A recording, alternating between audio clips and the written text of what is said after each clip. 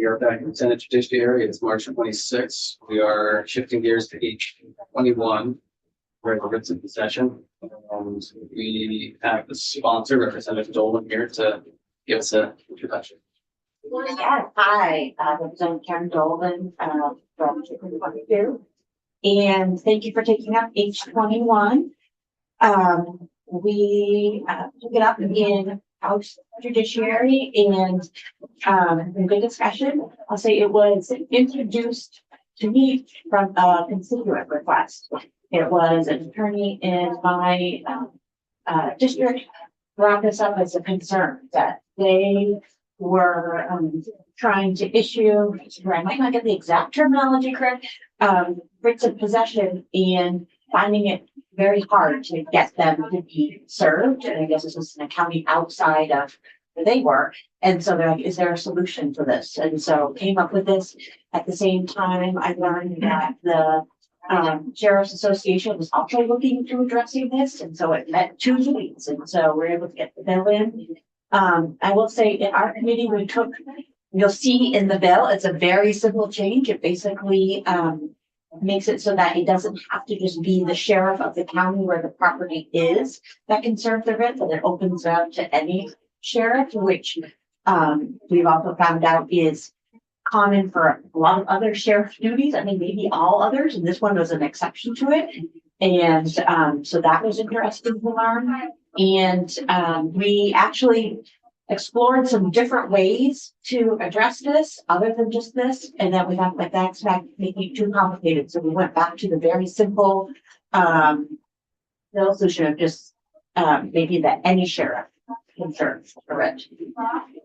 So that's, I'm happy to keep it short and sweet, but if there are questions, happy to answer them. Yeah, it seems like a pretty straightforward, I don't want to say technical fix, essentially. But I mean, yeah, I know law enforcement in general is able to do law enforcement across the state. You know, for example, a Brattleboro police officer could theoretically arrest somebody in Burlington or write them a ticket if they're on duty.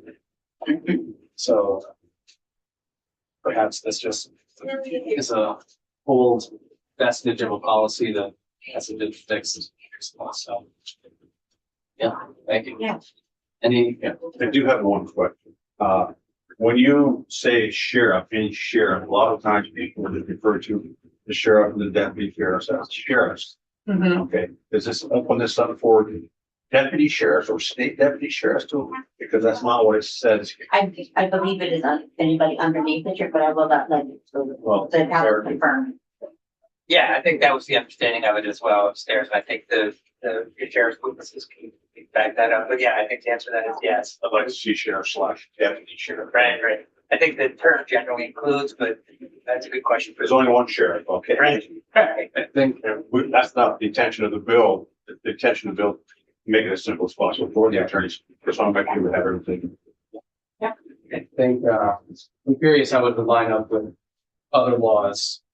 You know, if you say sheriff or sheriff deputy, because if that's been unchanged, then we'll hear from the sheriffs. But you know, I imagine that all the writs of possession have been served exclusively by the sheriff prior to this, and they've sure been, you know, passing them on to their deputies to go and serve them as well.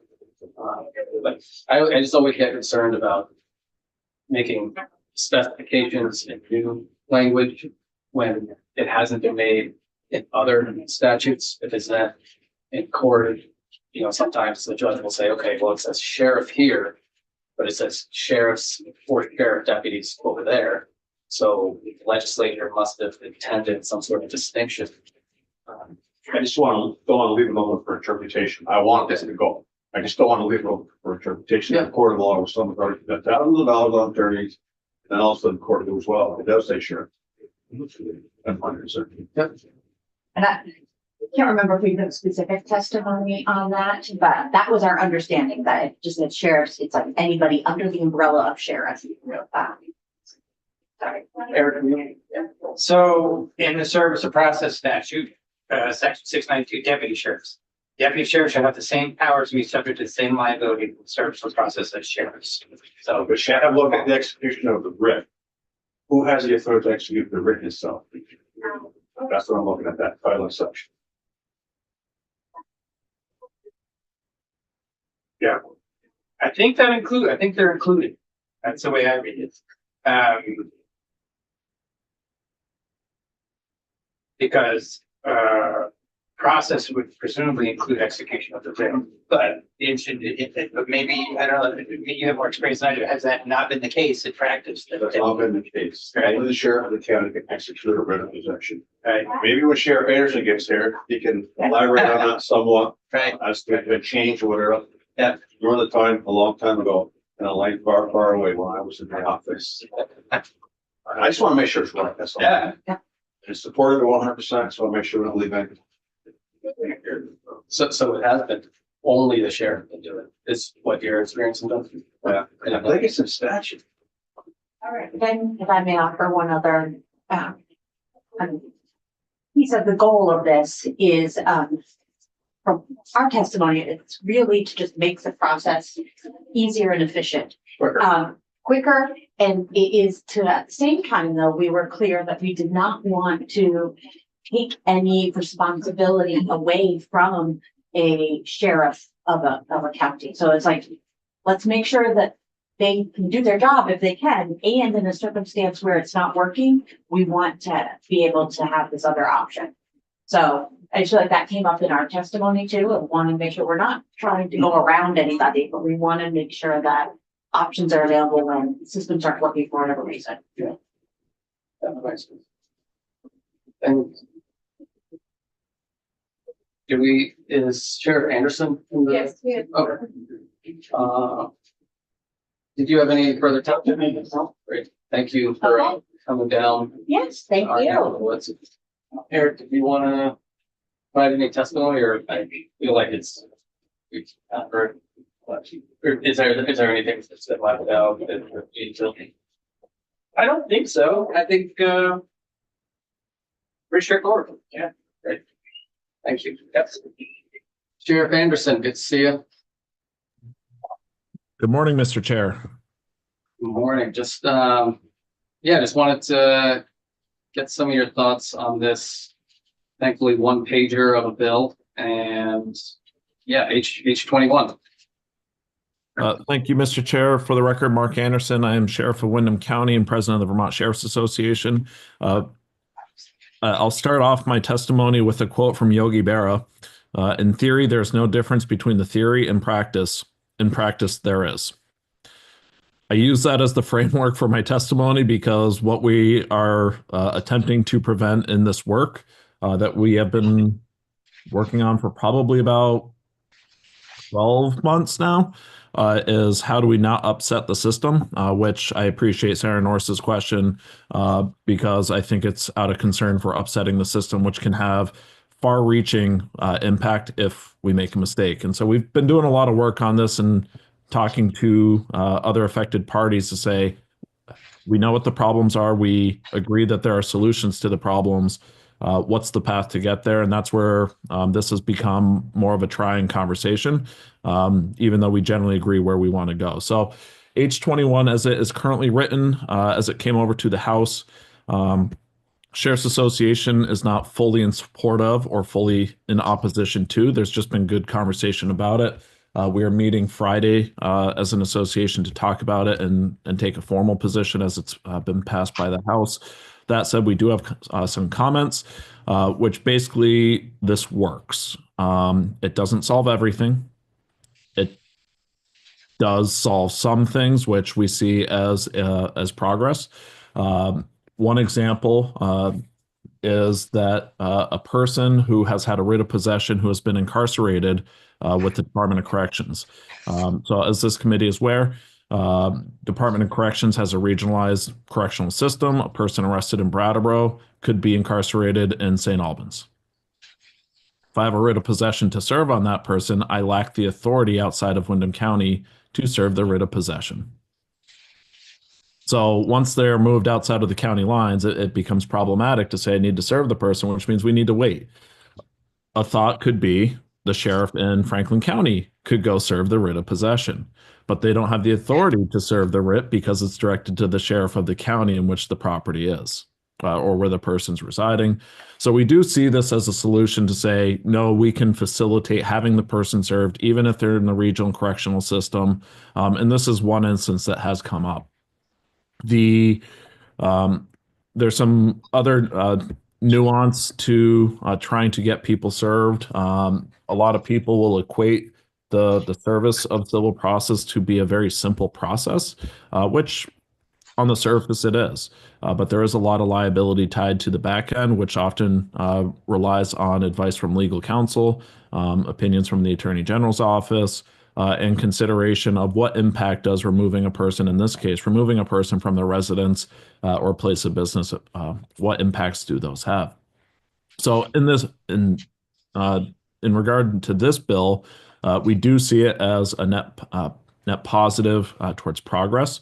To answer Sheriff Norris's question regarding is it specific to the sheriff, reviewing Title 24, Section 307, it gives the sheriff the authority to appoint a deputy, of which it confers the powers of the sheriff as established by law to perform the sheriff's acts. And so our interpretation has been the deputy sheriffs who are so empowered by the sheriff can serve a writ of possession, and that is a normal practice in present day.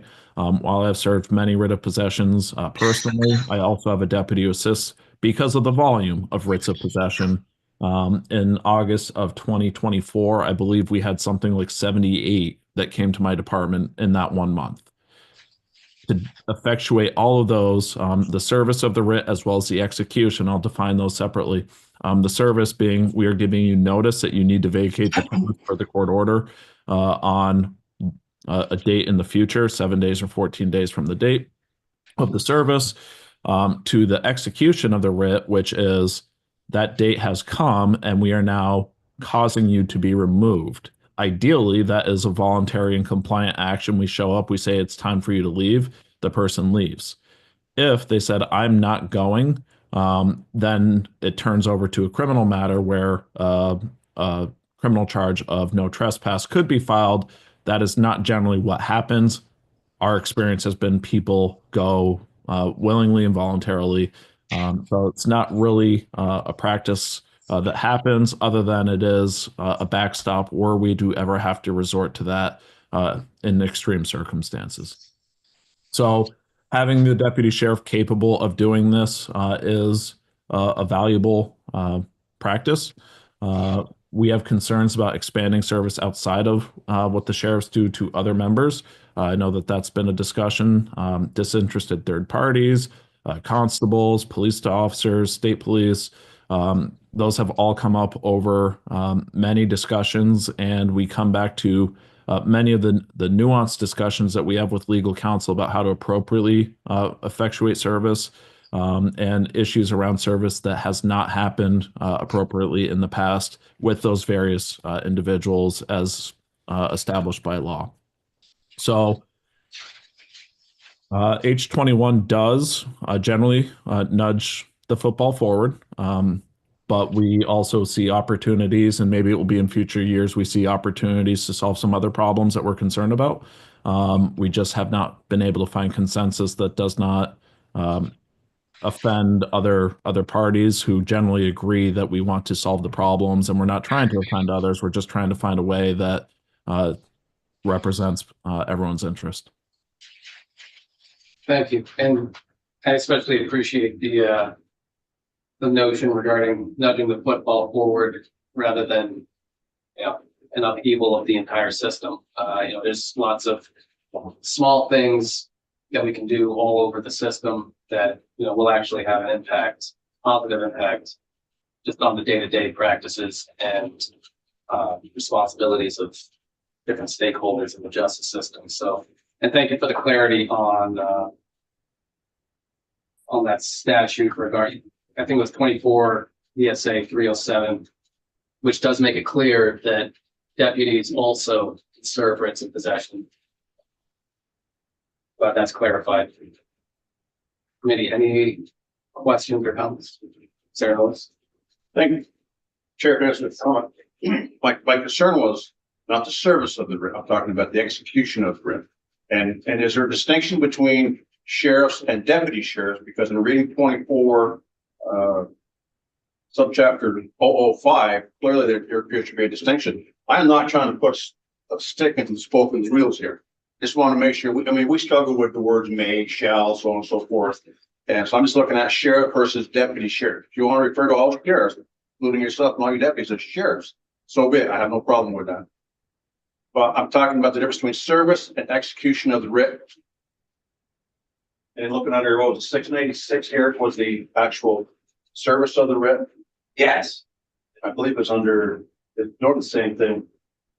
I just want to make sure we do it the right way in my concern. Service versus execution. I appreciate that, Senator. The within the confines of the sheriff's authority, and I'll use my department as an example. I have one process server who assists me primarily in doing these things, and we talk at length on ensuring that these are effectuated within the boundaries of the law, but also within the boundaries of a moral compass and ethics. And so, to that end, I don't have most people executing writs of possession because there's a lot that is left between the lines, if you will. And so, sheriffs know the liability that is at risk when we are executing a writ of possession, and so we control that those obligations and responsibilities tightly because we also don't want to do it inappropriately, which could result in civil liability to the sheriff themselves or to the department. So one of the things that you bring up, and it was one of the conversations that we had with regards to alternative language proposed in H21 was about the very nuance of this specific statute in Title 12 that this bill would amend, and how do we use those words and how are they impacted by other sections of Title 12? So our understanding of this, and I would defer to Legislative Council if they had a competitive opinion. Our understanding is that this would not detract from a sheriff's authority to appoint a deputy sheriff to execute a writ of possession, but the sheriff would be the person who's in control.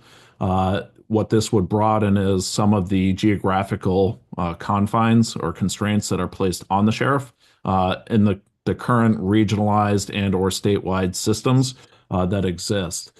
Title 12 is interesting because it confers certain statewide powers on different offices, but the writ of possession is one that remains with the sheriff and solely with the sheriff. And so this is an interesting consideration as we looked at Title 12 with the generalized knowledge around civil process versus the very specific issue of writs of possession. I don't know that I have a direct answer to your question, Senator Norris, but that is the best I can do with my understanding. Well, I appreciate that, and I'm not trying to hold up this process, but in way, shape, or form, maybe Eric can just need to clarify the difference between service of the writ and execution of the writ.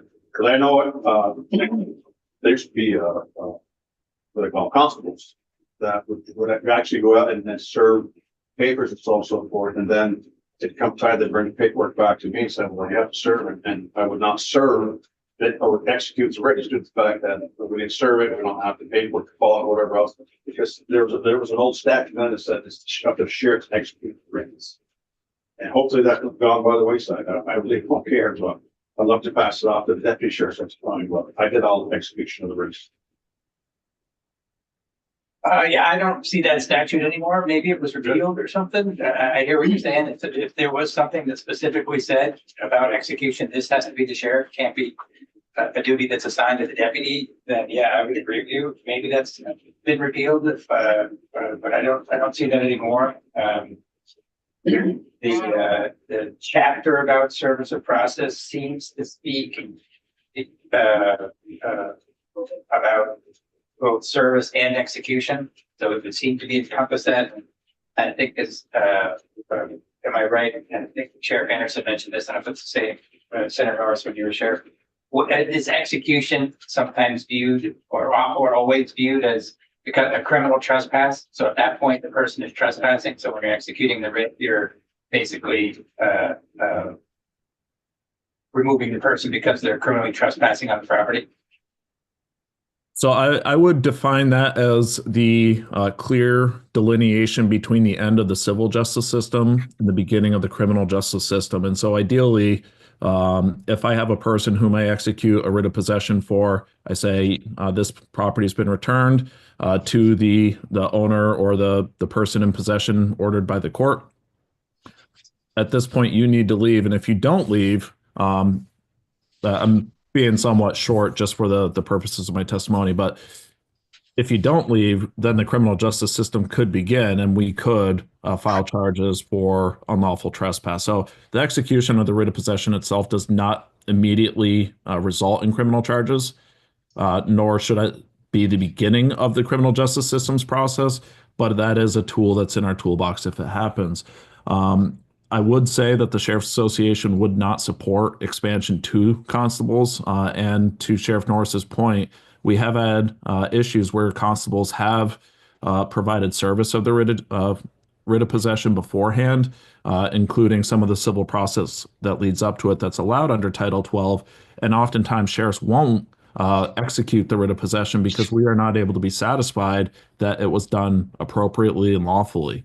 One example I have in my county, a constable served everything up until executing the writ of possession. The constable went to execute the writ of possession, which I believe was unlawful. The person who was ordered by the court to be removed from the property called 911 saying there's this creepy old person trying to break into my house. Law enforcement responded to find out it was a constable who said he was effectuating a writ of possession, which we believed he had no lawful authority to do. And then it turned into this gray area of, okay, number one, we have learned that everything leading up to the execution of the writ was unlawful. The writ or the execution of the writ itself was unlawful, which then landed the plaintiff who had followed the entire civil justice system to have the writ of possession ordered to basically be back at square one because it just wasn't done right. The Sheriff's Association does a lot of work to train sheriffs on how to properly and legally serve everything that leads up to the writ of possession, including the execution of the writ of possession. And so when there's not supporting organizations that provide that type of support, we're finding that we are interjected into this. And then in that case, I was explaining to the landlord, number one, they have to start over, which then it makes it look like I'm the person who's the impetus to their end goal, and they're the one who just invested a lot of money to follow the civil justice system. I had nothing to do with it, nor no knowledge that this was even happening and happening inappropriately. It would have been on that landlord, that plaintiff, to file suit in the civil court and basically reclaim their losses for improper service that led up to it. So it is problematic, and we do see that as an issue when we're talking about how do we properly serve and execute the writs of possession. Internally, we have systems that make sure when the writ's directed to the sheriff, as we believe it should be by law, that process is done. It's done appropriately. Alternative services performed appropriately when ordered, and that ultimately the plaintiff and the defendant have equal treatment by the civil justice system before the writ of possession is issued.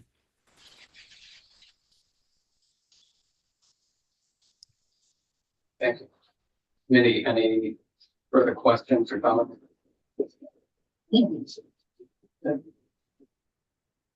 All right, great. Well, thank you for your time and the information. It's been helpful, and it seems like a pretty straightforward bill. So, yeah, very good. Thank you. Have a good one. Thank you, Mr. Chair. Thank you, committee.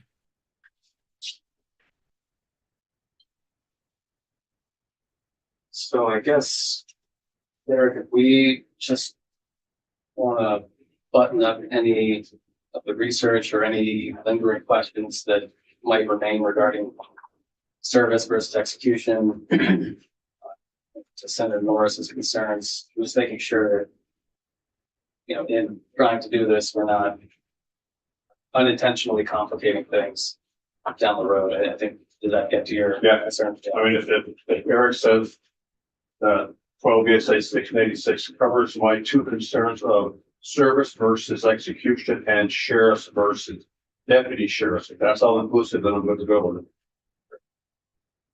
We'll make sure it's the proper verbiage and then there.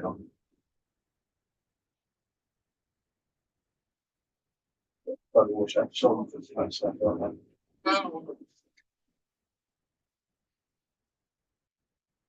Great. So I think if you're early, let's come back with this sometime next week, probably.